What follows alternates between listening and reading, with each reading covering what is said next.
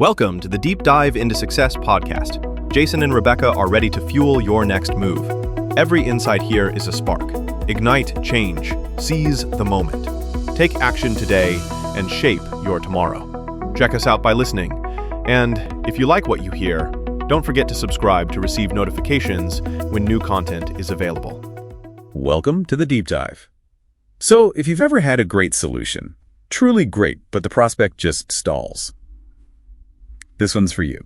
We're going deep today on ditching those old, frankly annoying pressure tactics like limited time only.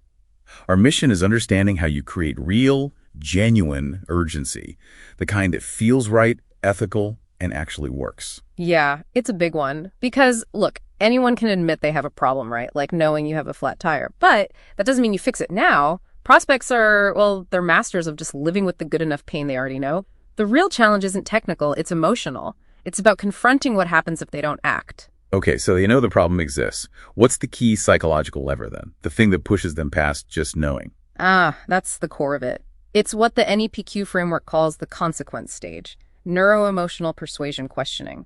We shift the focus entirely to the future. See, people will move maybe twice as fast to avoid a pain they see coming versus chasing some potential gain later on.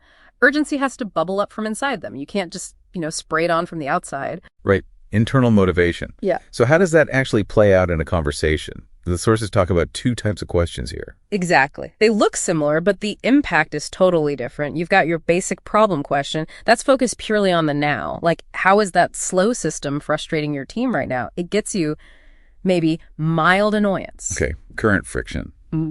But the consequence question, that's different. Totally different. It forces them to look ahead. You ask something like, okay, if that frustration keeps going for, say, another 6 months, how specifically does that impact hitting your yearly targets? Big picture stuff. I see. It's like the problem question spots the leak. Yeah. And the consequence question makes them picture the basement filling up with water if they ignore that leak today. You're making them mentally walk through the cost of doing nothing. Their choice. Okay, so making that future real. Let's talk technique. Future pacing the problem. You mentioned projecting it out. Right. Usually 3 to 6 months. It's this sort of sweet spot, feels close enough to be real, but far enough to be, well, genuinely concerning. And crucially, you have to stress the problem won't just sit there. It'll likely get worse. More lost leads, maybe higher staff turnover. It escalates. And it needs to hit home personally, doesn't it? Oh, absolutely. That escalation needs personal stakes. Take that manager dealing with slowdowns. If they keep missing their big picture planning time because of this, how does that hit their career? Are they losing face? Is that promotion they wanted now at risk?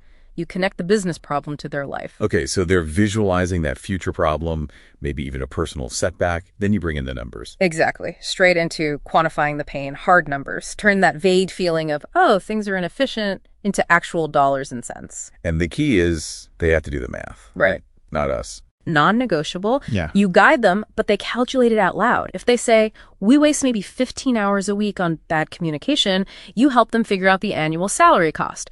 Or if it's, we lose 2 clients a month, okay, let's calculate the annual recurring revenue loss. What's the lifetime value? They state the final number. They own it. And then the big one, the grand total question. Yep. You roll it all up, the wasted salary costs, the lost revenue, the risk of delaying that key project. Maybe it adds up to, I don't know, $150,000 a year. You get them to confirm that big, sobering number. Suddenly, doing nothing looks incredibly expensive. Your solution starts looking like a bargain, like insurance. Wow. Okay, so that moment when they confirm that huge cost of inaction, that's the pivot point. That's the perfect moment. Maximum urgency, maximum pain awareness. It's time for a gentle turn towards the solution. So you use their own number against the status quo. How does that transition sound? Smooth, something like, okay, based on everything you've just laid out, that $150,000 annual cost, the risk to your goals, it really sounds like getting this solved in the next, say, 30 days is a major priority for you. Is that fair to say? Mm-hmm. When they say yes, you've basically got permission to present your solution. Nice. And there's one final step. Yeah, the emotional relief check. Quick question. How would actually eliminating that $150,000 cost and getting that strategic time back, how would that feel for you personally? You're locking in the positive feeling, the relief they'll get makes them emotionally ready. So wrapping this up for you listening, real sales success isn't about pressure. It's about guiding, ethically, the prospect to define for themselves the urgent financial and, emotional cost of staying put. You're basically just showing them their own future if they don't change course. Exactly. Master this consequence stage, and you stop chasing. The prospect starts pulling the solution towards them. It's a shift from being just a salesperson to becoming that trusted advisor. So here's something to think about.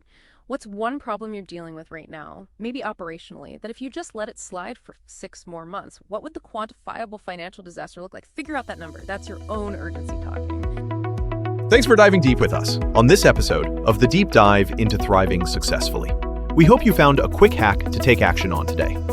If this episode moved the needle for you, please take 1 second to hit that follow or subscribe button on your favorite podcast platform. It helps us reach more people who want to start thriving. Our content is 100% based on listener requests. We want to cover the topics you struggle with. Drop your episode suggestions in the comments or send us an email directly at deepdive@lfeg.info. And the best way you can help us is to share this episode with a friend or colleague you care about.